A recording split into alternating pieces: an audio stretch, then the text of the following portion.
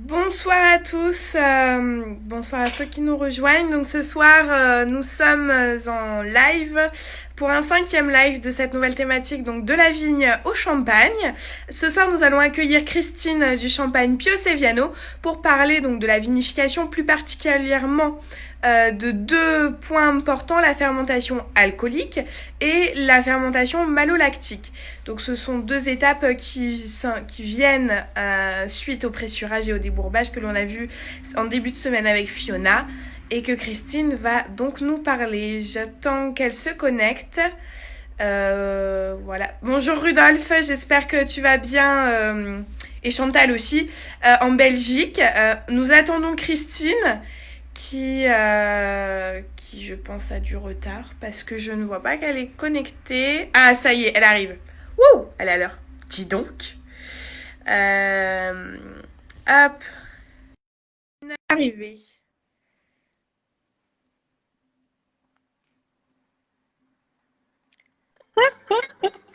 Salut Bonjour. Christine. Excuse-moi Bertille, hein. J'ai passé un peu ma journée au téléphone, je te prie de m'excuser. Il n'y a pas de souci, mais 2 minutes de retard, ça va. C'est Ah, franchement, je peux faire pire, comme tu le oui, sais. oui. Je me suis dit, j'espère que je vais pas attendre un quart d'heure. Voilà, bah tu me connais maintenant. Ah bah oui, ça ce n'est plus un secret. J'assume complètement, je suis toujours en retard. Bonjour Bertille, bonjour à tous nos followers. Et bah merci bah, pour ce petit live en fait hein, sur nos métiers. Je trouve ça super intéressant. Bah écoute, on a essayé un petit peu après les lives spécial confinement. J'avais pas envie de m'arrêter là. Et un de nos vignerons, qui est Sam, enfin, Sam c'est son surnom, son diminutif, qui est Samuel, Champagne-Roguet, qui nous avait dit pourquoi on ferait pas quelque chose de plus pédagogique. Et là j'ai fait, eh ben allez, c'est parti, on C'est relance parti. une nouvelle session de live. Donc comme quoi, hein, ce n'est pas que moi, c'est aussi les vignerons qui donnent leurs idées et je mets derrière en application. Ok. Bon alors, il faut que je parle de quoi moi aujourd'hui? Et là Non, je aujourd'hui, fais la blague, hein, je sais de quoi je dois parler, mais j'attends que tu me poses j'espère, des questions. parce qu'on va croire que je communique pas, dis donc. Tu vas nous parler donc de la vinification, donc j'ai englobé ça, mais plus particulièrement de la fermentation alcoolique et de la fermentation malolactique. Très bien. Eh ben, écoute, pas de souci, hein. Alors, donc, la fermentation alcoolique, hein, c'est un procédé naturel hein, dans la vinification hein, qui a lieu juste après le pressurage.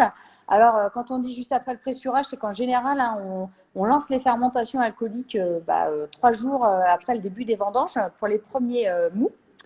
Alors, on les lance, c'est-à-dire que ça reste un procédé naturel, hein, c'est-à-dire que le sucre les levures du raisin vont manger le sucre et produire de l'alcool et du gaz carbonique. Et si je t'emmenais dans ma cuverie pour te parler de tout ça, qu'est-ce que tu en penses?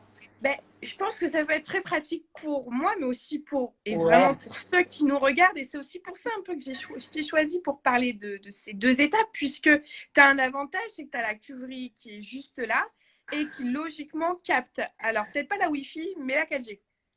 Alors j'espère que ça va passer parce que je suis en Wi-Fi, j'ai pas fait attention au départ, comme j'étais en retard, je ne voulais pas être trop en retard, j'ai pas fait attention à la Wi-Fi ou à la 4G. Alors tu me dis, si ça rame, je me remets en 4G, d'accord? Très bien. Allez, c'est parti. Allez, c'est parti. Donc, nous, on arrive avec nos mous dans notre cuverie, effectivement. Et alors, il y a deux choses. C'est qu'effectivement, c'est un procédé naturel, mais en Champagne, on va l'aider un petit peu, ce procédé naturel. Première chose, parce que, en fait, ce qu'on veut, hein, la fermentation alcoolique, c'est ce qui va nous permettre de passer de l'état du mou, du jus de raisin, au vin. Voilà. Mais un vin qu'on va dire tranquille, c'est-à-dire qu'il n'a pas encore de bu de notre vin. Ça va être un vin sec, hein, normal en fait.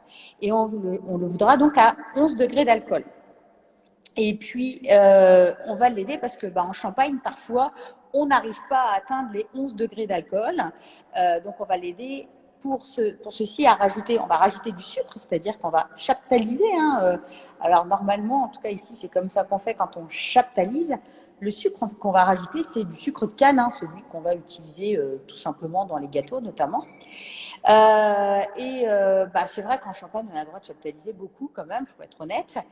Moi, chez moi, on va éviter quand même la chaptalisation. On va essayer d'aller chercher des raisins mûrs qui ont un niveau de sucre suffisant pour ne pas chaptaliser. Voilà, parce qu'ici, on est plus en recherche d'arômes. Mais après, c'est vraiment chacun la philosophie, chacun sa philosophie hein, quand on est élaborateur.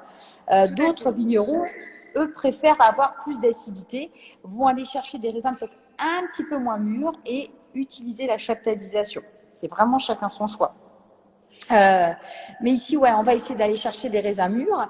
Et les raisins, en fait, on va pouvoir, grâce à des outils notamment, vérifier la quantité de sucre, ce qui va nous amener à un degré alcoolique. En tout cas, on va pouvoir envisager le degré alcoolique avant même de cueillir nos raisins. Voilà. Donc voilà, on va l'aider.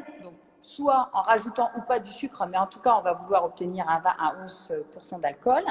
Et puis, nos petites levures, c'est vrai qu'on en a, elles sont présentes dans le raisin, c'est ce qu'on appelle des levures indigènes. Et là encore, c'est selon le choix de l'élaborateur. C'est-à-dire que soit on va travailler en levure indigène, alors il faut bien maîtriser ce procédé parce que c'est un petit peu risqué. C'est pas parce que les levures sont naturelles et qu'elles sont bonnes pour la vinification. Certaines vont... Pardon, tu voulais dire quelque chose? J'allais dire Non. justement, en effet, dans l'indigène, il faut une très bonne maîtrise et une connaissance de ces levures présentes au moment. Et surtout, d'une année A à une année B, les levures vont être différentes. Donc, on a des risques, comme je suppose que tu allais dire, de déviation, puisque certaines mauvaises levures peuvent prendre le dessus sur les bonnes. C'est ça, exactement. Donc, on a effectivement des levures qui ne vont pas permettre une fermentation alcoolique totale, avec ensuite des risques de maladie du vin. Ça, c'est la première chose. Et puis, on a des levures qui vont donner des mauvais goûts. Donc, certains s'y essayent courageusement. Moi, je suis très admirative. Malheureusement, nous, pendant les vendanges, c'est un petit peu compliqué de travailler en levure indigène parce que on n'est que deux, hein, nous, à travailler sur l'exploitation. Pendant les vendanges, moi, je suis avec mon équipe et on cueille des raisins. Et Je te perds un peu, Christine. Attends, je vais repasser par là. C'est bon? Tu m'as là? Ouais, ça va un non peu mieux. Ouais. Je bouge plus. Et donc, nous, effectivement, voilà, moi, je suis dans les vignes. Et Vincent, lui, il court entre le pressoir et la cuverie. Donc, c'est logistiquement un peu compliqué. Donc, c'est vrai qu'il y a la deuxième solution, qui est la plus utilisée en Champagne, qui est aussi une solution tout à fait loyale, enfin, je veux dire, tout à fait bien. Enfin, beaucoup l'a décrit. Moi, ça ne me dérange absolument pas. Ce sont ce qu'on appelle les levures sélectionnées.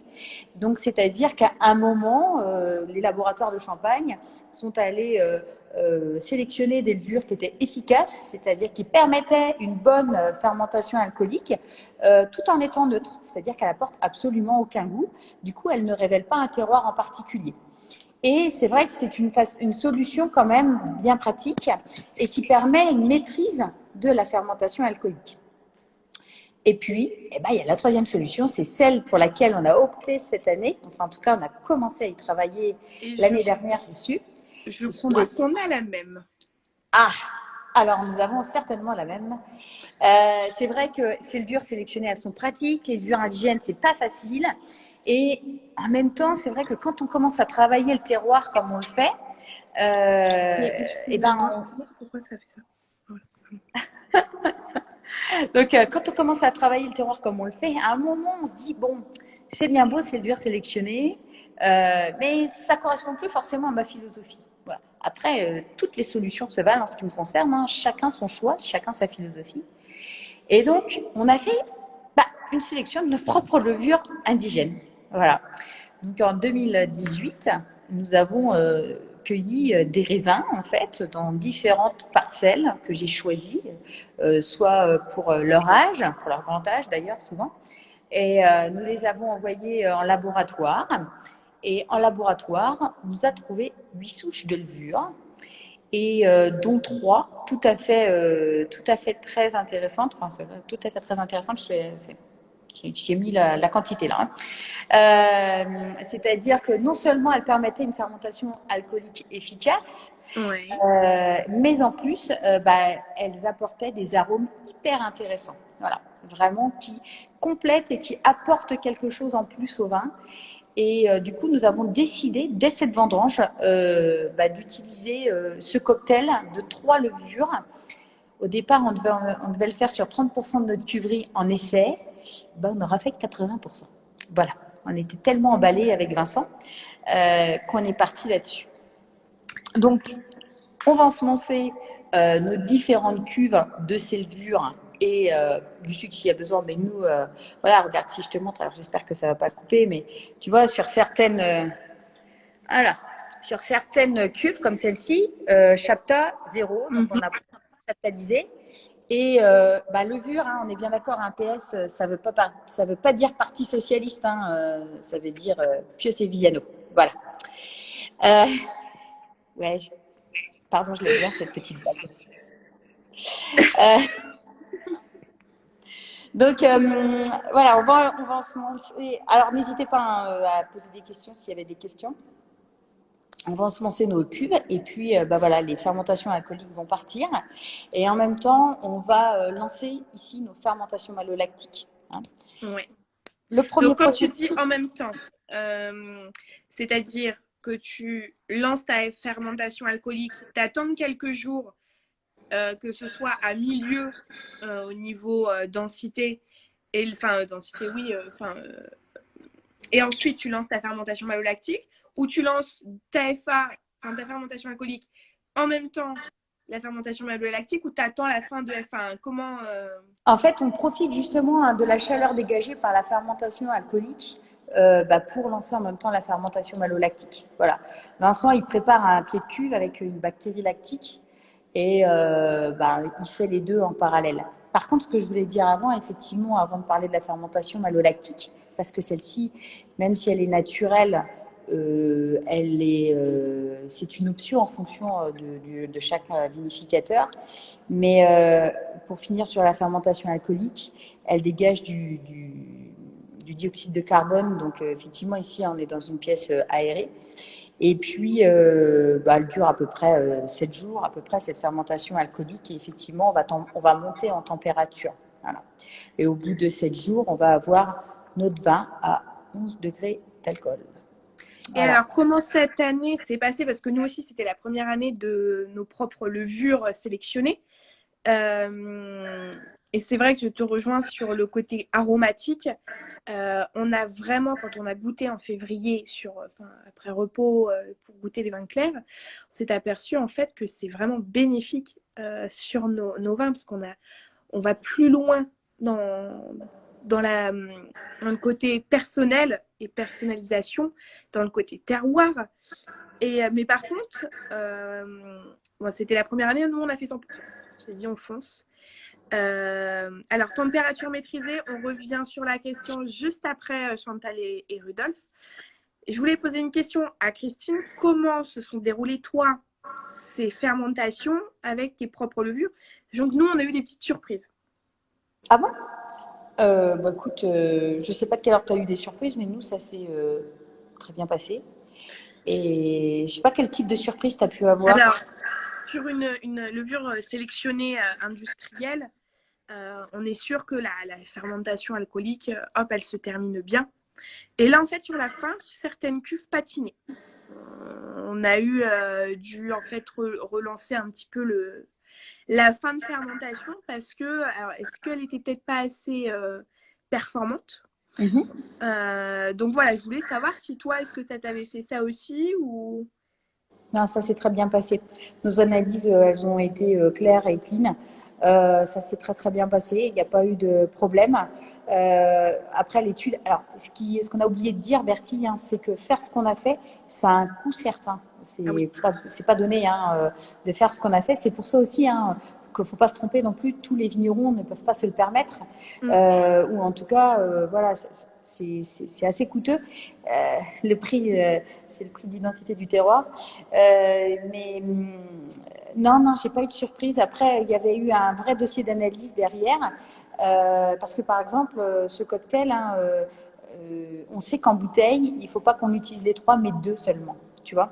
D'accord. Donc, l'analyse avait été très, très loin. Moi, j'étais assez satisfaite de l'analyse qui avait été faite. Et non, les fermentations alcooliques, elles se sont très, très bien déroulées dans le temps imparti, sans souci, quoi. Et par contre, effectivement, ce sont les fermentations malolactiques qui, elles, ont parfois été un petit peu plus longues. Donc, je rappelle, du coup, je me permets de rentrer dans l'autre sujet qui est la fermentation malolactique.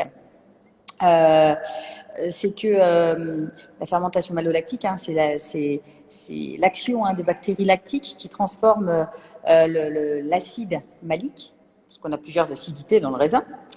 Il y en a 3 d'ailleurs, des acidités dans le raisin, et l'acide malique en fait est transformé en acide lactique. Donc en fait, ça arrondit les champagnes. Donc normalement avant, mon grand-père il travaillait comme ça, on attendait le printemps c'est un procédé naturel, donc les bactéries mangent l'acidité et ça se transforme. Et maintenant c'est vrai qu'on a tendance à tout transformer en même temps parce que des fois c'est long avant que ça se produise et puis c'est surtout qu'à un moment il faut quand même mettre en bouteille quoi qu'il arrive. Donc voilà.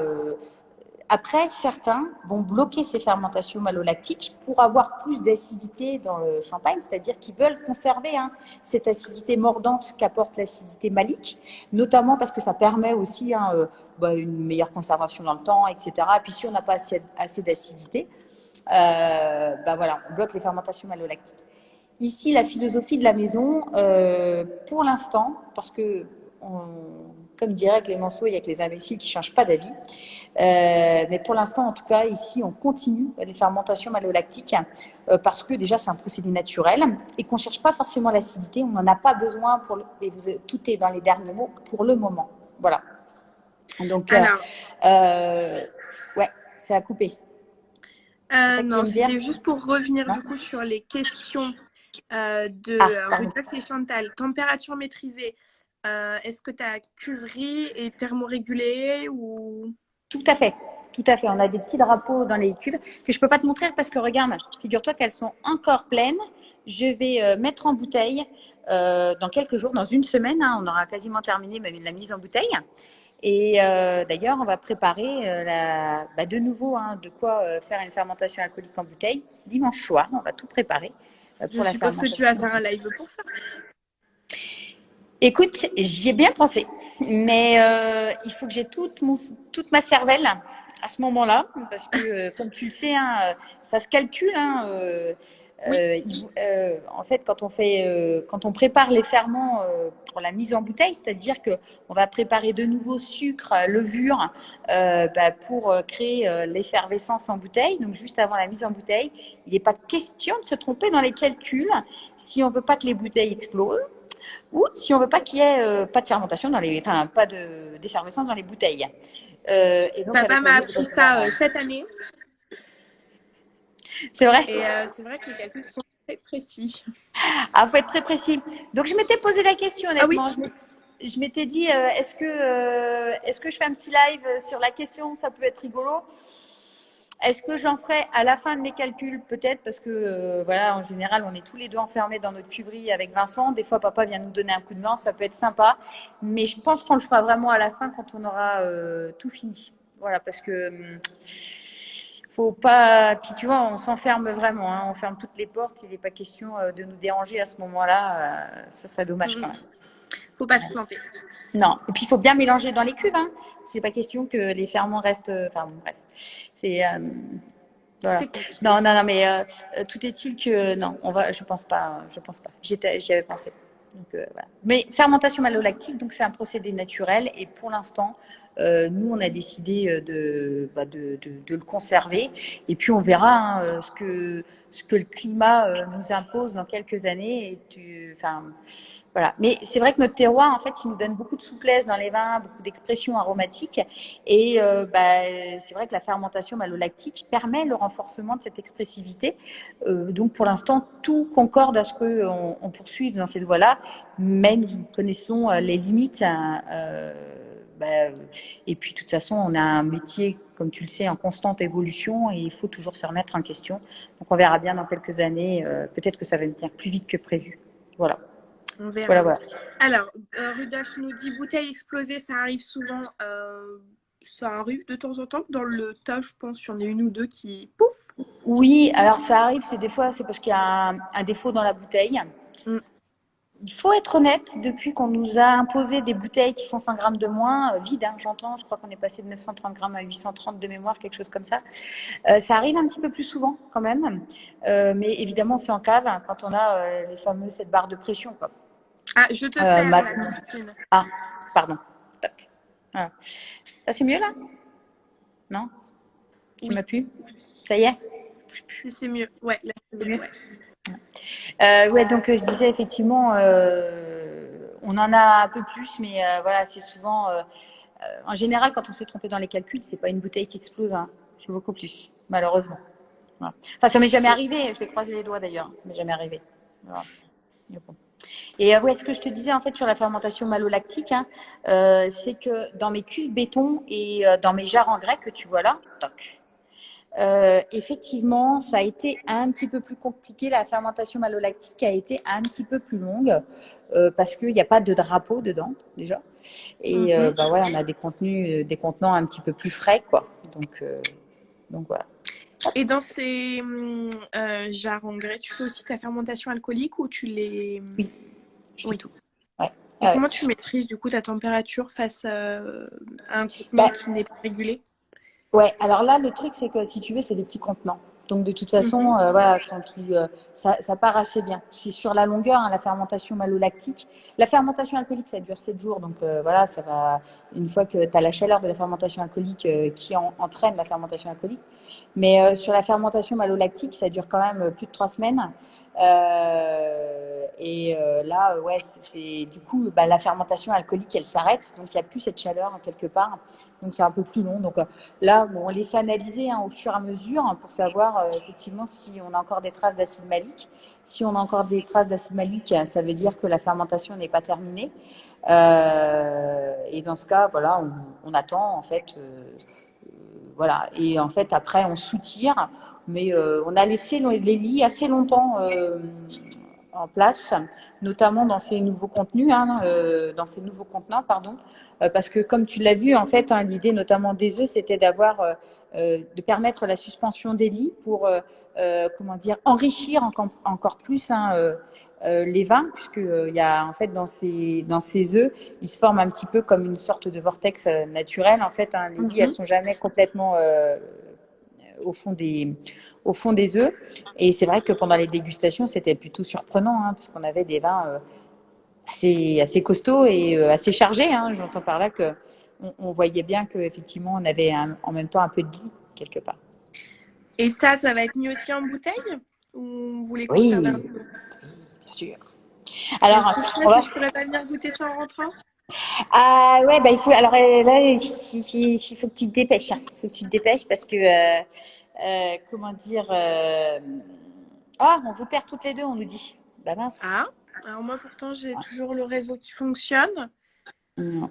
Bon, bah, moi aussi, pourtant, ça m'a l'air de fonctionner. Alors, oui, oui, on va mettre en bouteille. Donc là, tu vois, on va assembler physiquement. Là, donc on fait nos ferments dimanche. Vincent, certainement mercredi, va assembler physiquement tous les assemblages qui ont été prévus hein, depuis les multiples cuves. Et puis, mardi ou mercredi, puisque jeudi, c'est parti. Quoi. On va faire notre mise en bouteille. Hein, on tourne à 5500 bouteilles de l'heure. Youhou donc voilà. Et on entraille une bonne partie de notre. Donc entrailler, ça veut dire qu'on fait des murs de bouteilles, hein, on ne les met pas en palette. Voilà. Mais c'est quelque chose qu'on aurait déjà dû faire en mars. Hein, et avec le confinement, on a préféré reporter. On a préféré le reporter. Voilà.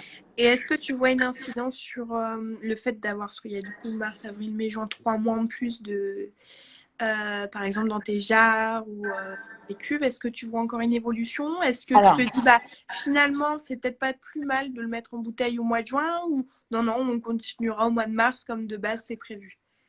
de toute façon, on dit toujours hein, que le tirage, le moment où tu fais ton tirage, ça a une incidence hein, sur les vins. Oui. C'est la première fois moi que je tire à ce moment-là. D'habitude, on tire toujours fin mars en jour fruits, selon le calendrier lunaire. Et là également, on a de nouveau choisi des jours fruits. Euh, Honnêtement, là, quand on va faire les assemblages, on va les redéguster, parce qu'on les a pas dégustés. On les a un peu dégustés pendant le confinement pour faire un live spécial sur les vins clairs, comme on les appelle. Voilà. Alors, du coup, je me rends compte que j'ai pas répondu à ta question. C'est qu'on va cette année, on va pas faire un vin 100% jarre ou 100% cuve en béton. On a, par exemple, notre 100% chardonnay va être un tiers de chaque. Voilà. D'accord. Donc, l'idée, c'est d'apporter de la complexité et de la richesse aromatique, en fait. Voilà. Donc, on est d'accord, hein, ça va changer un petit peu, certainement. Ça va légèrement préciser le profil aromatique de notre 100% blanc de blanc, notre rebelle. Notre 100% chardonnay, pardon. Mais voilà, ouais, on a décidé, même là, dans le 100% pinot noir, on va apporter aussi un petit peu de cuve béton. L'idée, c'est vraiment d'apporter encore plus de touches aromatiques et de complexifier le vin, quoi, vraiment. Mais bon, je pense que avec Vincent, on a toujours ce truc de se dire pourquoi pas du 100%. Donc, on fait des essais, tu vois, on les met de côté. On Ça met va en être ma bouteille question, quelques bouteilles. justement. Est-ce qu'à l'avenir, vous allez faire un 100% jarre On va essayer. De toute façon, enfin, on va mettre quelques bouteilles, si tu veux, de côté. Et puis, on va les sortir d'ici 18 mois, un petit peu pour voir comment ça évolue et est-ce qu'il y a un intérêt. Et puis, je pense qu'on en laissera encore quelques-unes. Parce que, bon, ça interdit rien, comme d'habitude, hein, dans notre maison. Voilà, mais on va essayer, ouais. On va essayer parce que c'est toujours important et intéressant de voir comment ça vieillit. Honnêtement, moi je suis très contente de mes jarres. Si j'avais les moyens d'investir un peu plus, j'en aurais racheté parce que ça donne une minéralité très intéressante et une élégance. On a même mis des tailles dedans. Donc les tailles, c'est pas forcément les mous les plus qualitatifs de la Champagne. On a mis des tailles de meunier de mémoire, je crois. Bah, ça redonne un peps qui est assez incroyable et du coup, ouais, c'est plutôt intéressant, quoi. Voilà. et Mais j'aimerais par goûter ça contre, l'année prochaine, du coup. Ça m'intrigue vraiment, en fait, ah ben, ces quand jarres. tu veux, Et, eh, quand tu veux, nous, on a toujours dit, notre maison elle est ouverte hein, pour ceux qui veulent venir goûter. Alors, il faut avoir l'habitude de goûter des vins clairs, bien sûr. Mais voilà, nous, on- quand on partage une flûte de champagne, on partage aussi des vins clairs, quoi. Enfin, je veux dire, oui, tout à fait, tout à fait.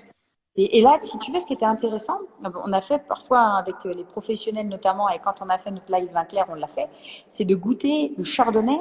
Alors nous, on n'a que 4 parcelles de chardonnay, hein, donc de toute façon, ils sont tous plantés à mi-coteau. Enfin, vraiment, euh, ce sont des vignes qui se ressemblent assez, quoi. Et donc, on a fait un test béton, jarre et cuve en acier émaillé. On a 3 profils différents de chardonnay, quoi. Alors on est sur un parcellaire qui est complètement identique, quasiment identique. C'est hyper intéressant, quoi, vraiment. Donc, c'est pour ça hein, qu'on avait d'ailleurs rentré ces contenants. C'était justement pour apporter des arômes naturels différents. Et on est plutôt satisfait pour l'instant de enfin, je peux pas dire de notre audace parce qu'on sait qu'on n'est pas les seuls en Champagne à avoir ce genre de contenant et heureusement, mais en tout cas, je regrette pas mes acquisitions, je dirais. Bah, c'est le principal parce que parfois on peut se rendre compte que le contenant ne convient pas à notre vin. Ouais. Et en quel cas, enfin, après, il y a qu'en essayant qu'on le sait. Et parfois, on peut goûter chez les autres, ça va rendre super bien. On va se dire, waouh, je fonce, j'en prends une. Et puis, en fait, sur nos terroirs, on s'aperçoit que ça ne correspond pas. Mais c'est vrai que ça m'intrigue vraiment. Bon, c'est dommage, cette année, je ne pourrais pas. Je suis encore sur Bordeaux. Mais dès l'année prochaine, dès les vins clairs l'année prochaine, je viendrai passer ma tête à travers la porte pour venir goûter. Bah, même si tu veux, au Printemps des Champagnes, hein, qui est réservé aux professionnels, on avait prévu hein, des dégustations de ces vins clairs. Malheureusement, bah, avec le confinement, le Printemps des Champagnes n'a pas pu avoir lieu. Mais oui, non, c'est assez surprenant. Et les jarres, hein, ça fait longtemps que je connais le commercial, parce que ça fait longtemps que j'en rêvais en fait d'en acheter. Après, tu sais, il y a aussi, quand j'achète ce genre de contenant, je passe quand même quelques petits coups de fil aux confrères qui ont déjà sauté le pas. Et c'est intéressant aussi d'avoir, par exemple, là, tu vois, pour les œufs en béton, j'avais appelé un confrère qui est sur Épernay, que je ne citerai pas parce que je ne sais pas si ça lui plairait, mais Et lui, il disait, bah ouais, fais attention, enfin, eux, ils bloquent les fermentations malolactiques d'ailleurs, et parce que le problème du béton, c'est qu'il faut acidifier en fait l'intérieur de la cuve, sinon le béton mange l'acidité du vin. Ok. Voilà. Donc il faut faire très attention à ça. Bon après, le fabricant de cuve, il te l'explique, hein, il dit ouh là là. Mais du coup, je me suis dit, bah, je vais pas mettre de meunier dedans. Si effectivement ça donne de la matière et que ça assouplit et ça arrondit. Aujourd'hui, je travaille mes meuniers, notamment en tête de cuvée, c'est-à-dire que j'extrais en partie les premiers hectolitres pour avoir vraiment la fraîcheur du meunier. C'est pas pour après retrouver de la rondeur, quoi. Donc, dans mes 2 œufs en béton, tu as du chardonnay et du pinot noir. Voilà. D'accord.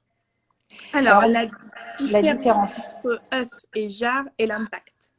Alors, pardon, je croyais l'avoir expliqué. Excusez-moi. En fait, les œufs en béton apportent de la matière, apportent vraiment du gras au vin parce que notamment les matières restent en suspension. Du coup, c'est-à-dire que quand on fait les fermentations alcooliques, les lits dans des cuves par les pipèdes, à un moment, vont tomber en fait, et le contact avec le vin va être assez limité à la surface du vin qui touche les lits. Et là, dans ces œufs-là, hop, je refais un. Il y a une sorte de vortex un peu naturel qui fait que les lits, elles sont jamais complètement par terre. Donc en fait, elles enrichissent beaucoup plus le vin quelque part. Du coup, c'est vrai que ça donne énormément de matière et c'est très très intéressant. Alors que les jarres là-bas, alors je vais essayer de m'approcher, mais j'espère que ça va pas couper. On repasse en 4G sinon? J'ai peur de couper. Alors, tu veux que j'essaye? Je passe en 4G Alors, sans quitter ou... Oui. l'application, tu peux descendre et couper ton Wi-Fi. Et on te perd. Ça y est, c'est revenu. Tu me vois bien? Ouais. Ah, nickel. Voilà. Alors que si effectivement, sur les jarres en grès, ça va apporter de la minéralité. Donc là, on a mis quand même du chardonnay de mémoire. Attends, si je me trompe pas, c'est marqué dessus. Alors non, ça c'est du meunier, voilà, avec des levures PS. Les lits sont aussi en Papier suspens dans des jarres ou pas? C'est une bonne question. C'est vrai qu'on a une forme un peu ronde. Excuse-moi, j'ai plus de batterie. J'ai pas le sentiment, ça va tenir jusqu'au bout, je te rassure. J'ai pas le sentiment qu'on ait le même impact qu'à côté, si tu veux. Voilà. Ouais. Par contre, ce qui est assez rigolo, ce qu'on a remarqué, c'est qu'avec les jarres, les vins étaient un petit peu plus colorés. Tu vois, la couleur de la jarre colore un petit peu le vin. Voilà. C'est un petit peu parce que évidemment on a là, tu vois, on a que 10 hectos dans les jarres, donc on a le reste des vins dans d'autres cuves et on constate pas la même chose, quoi. Là, c'est la jarre qui va colorer légèrement le vin, mais pourquoi pas. Et puis ouais, là on a des tailles et là c'est du chardonnay. Voilà. Et donc, ouais, ça donne vraiment des choses intéressantes. Alors, ce qui était intéressant, si tu veux aussi pour moi, au niveau des jarres, alors on est d'accord, ce ne sont pas des jarres faites en Champagne, mais c'est que ici, donc c'est du grès, et c'est pas de la terre cuite, c'est du grès. Et le grès, ça a une résonance avec le terroir de Vincelles, puisque on est une terre à grès. Voilà, on a une terre à grès. Et du coup, pour moi, c'était presque une évidence quelque part entre la minéralité retrouvée pour certains vins, plus voilà la résonance terroir. Je regrette juste de ne pas l'avoir fait avant, mais j'avais pas de place avant. Alors, j'ai une question qui vient de. Tu me dis que du coup, c'est des jarres en grès et que vous avez un terroir à grès, c'est ça? Ouais. Donc, c'est-à-dire que le grès utilisé pour faire la jarre est quasiment le même que tu peux avoir dans tes parcelles. Non, je peux pas dire ça. Non, je peux pas dire ça. Là, les jarres, je les achète de mémoire à un fournisseur bordelais. Il faudra que je revérifie d'ailleurs, parce que avec le nombre de fournisseurs qu'on a, nous, vignerons, c'est. Mais de mémoire, c'est je pourrais donner d'ailleurs plus tard les coordonnées s'il y a besoin. Non, je peux pas dire ça. Je pense que vraiment le grès dépend aussi des terroirs. Je veux pas. Parce que non, mais mon idée, on peut faire des barriques avec des bois. Si on a. Ah oui, tu veux dire. Ah oui. Pourquoi ne pas aller pousser plus loin en disant j'ai une terre à grès. Écoute, on va creuser et puis on prend la terre. Est-ce que tu peux. Voilà, l'idée est de se dire, aller plus loin. Est-ce que c'est réalisable ou mon idée, elle reste Non, non, non, bêtise attends, tu as tout à fait raison. C'est d'autant plus réalisable que j'ai entendu dire qu'une vigneronne l'avait faite en Champagne. Alors, je me souviens plus du nom de la vigneronne en question, mais j'ai entendu dire qu'effectivement, une vigneronne l'avait faite avec des grès également de son terroir. Donc, je trouve ça plutôt chouette. On pousse vraiment la réflexion du terroir, Ah, mais quoi. Enfin, carrément. Mais c'est hyper. Enfin, moi, je trouve ça génial, quoi. En ce qui me concerne, pour l'instant, ça va. Je m'interdis rien, comme tu le sais. Je vais juste avoir un problème à un moment en termes de finances. Mais oui. pourquoi pas un jour quand les finances seront revenues. Mais c'était savoir si c'était réalisable, en fait, ce genre de... Ouais, c'est réalisable. Oh, ouais, je te dis, il y a une vigneronne. On cherchera ensemble si tu veux. Mais il y a une Ouais, vigneronne qui l'a faite. Qui l'a fait. exactement comme Alexis, avec ses chaînes, se dire, en Ouais. fait, on peut... Ouais. Bon, après, on n'a pas malheureusement de l'inox dans nos terres, sinon on ferait nos cuves en inox. Ouais, tu m'étonnes, tu m'étonnes. Mais non, ouais, là, c'est. Mais j'aimais bien cette idée, tu vois. C'est voilà, on essaye Oui. toujours de faire résonner son terroir. On n'a pas les terroirs les plus célèbres de la Champagne, mais c'est pas grave, on a des très très beaux terroirs qui méritent d'être connus. Tout à fait, du moment que c'est bien travaillé et que le vigneron le fait avec cœur et passion. Voilà, on dit toujours que souvent quand on mange, on dit toujours que ça a été fait avec le cœur. Nos vins, nos champagnes sont faits avec le cœur. Enfin, et ça s'en ressent d'autant plus dans nos produits, je pense. Voilà. Mais écoute, on va se dire au revoir, Christine. Je te remercie Bah, énormément. merci à toi, Bertie. Merci pour tout le travail que tu fais pour notre association Champagne Terroir, etc. Champagne Terroir maintenant d'ailleurs, excuse-moi. Non, c'est super parce que ça prend du temps de faire des lives, j'en sais quelque chose, hein, puisque j'en ai fait beaucoup et je continue à en faire au moins un par semaine.